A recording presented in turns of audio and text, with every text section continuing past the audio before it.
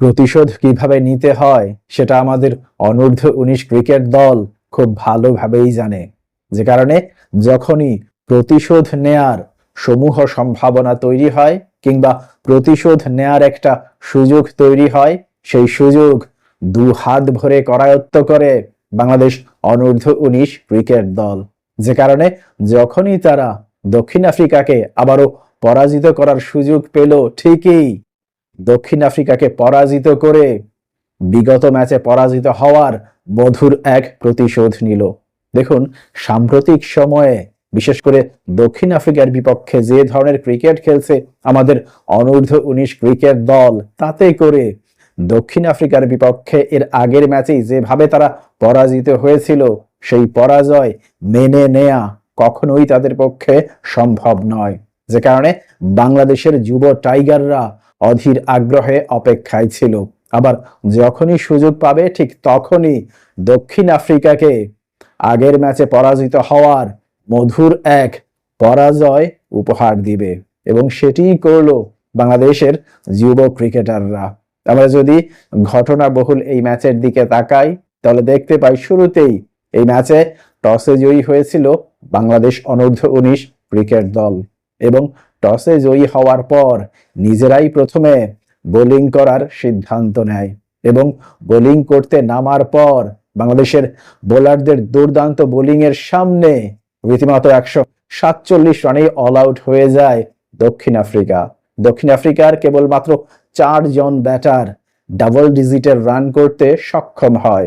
বাংলাদেশের হয়ে বাঁহাতি স্পিনার সঞ্জিত মজুমদার 39 রানের বিনিময়ে 4টি উইকেট শিকার করেন। এর বাইরে আরেক বাঁহাতি স্পিনার সামিউন বশির 23 রানের বিনিময়ে 2 উইকেট শিকার করেন। অর্থাৎ 2 বাঁহাতি স্পিনার মিলেই দক্ষিণ আফ্রিকার বিপক্ষে 6 উইকেট শিকার করেন। এর বাইরে আল ফাহাদ 20 রানে 2টি এবং ইকবাল হোসেন ইমন এবং রিজান 1টি করে উইকেট শিকার করেন। যদিও পরবর্তীতে 148 রানের জয়ের লক্ষ্যে ব্যাটিং করতে নামার পর বাংলাদেশের শুরুটাও কিন্তু খুব একটা সুখকর ছিল না, কারণ শুরু থেকেই বাংলাদেশের যুব ক্রিকেটাররা নিয়মিত বিরতিতে উইকেট হারাতে থাকে।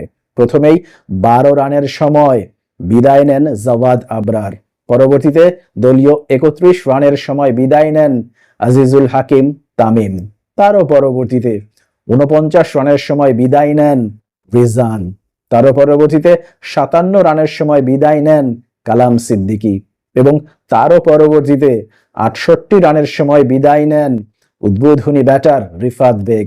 অর্থাৎ 68 রানে 5 উইকেট হারানোর পর কিন্তু বেশ বড় ধরনের একটা শঙ্কা জেগেছিল পরাজিত হওয়ার, কিন্তু সেই শঙ্কাকে খুব ভালোভাবেই দূরে ঠেলে দেন সামিউন বশির এবং আব্দুল্লাহ।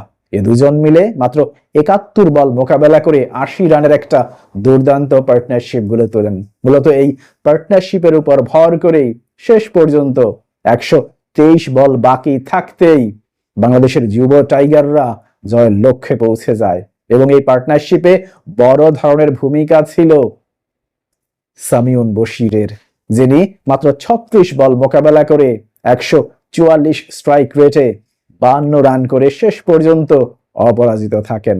মজার বিষয় হচ্ছে, এর আগে কিন্তু বোলিংয়েও 2টি উইকেট শিকার করে বড় ধরনের একটা ভূমিকা রেখেছিলেন এই অলরাউন্ডার। এবং আমরা যদি এর আগের ম্যাচটায় অর্থাৎ দক্ষিণ আফ্রিকার বিপক্ষে বাংলাদেশের প্রথম ম্যাচটার দিকে তাকাই, তাহলেও দেখতে পাই সেখানেও কিন্তু এই অলরাউন্ডার ব্যাটিং এবং বোলিং 2 ডিপার্টমেন্টেই বেশ ভালো অবদান রেখেছিলেন। বাংলাদেশের নাটকীয় সেই 1 উইকেটের জয়ে তিনি 17 রানের বিনিময়ে 2টি উইকেট শিকার করেছিলেন, এবং শেষ পর্যন্ত 39 বল মোকাবেলা করে 45 রানে অপরাজিত থেকে সেই অবিস্মরণীয় জয় করায়ত্ত করতে সহায়তা করেছিলেন।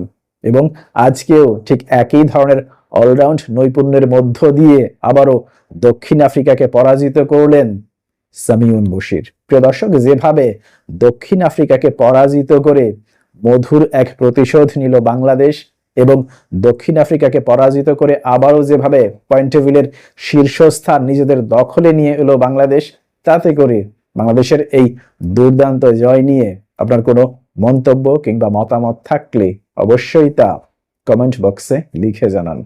ভালো থাকবেন সবাই। আল্লাহ হাফিজ।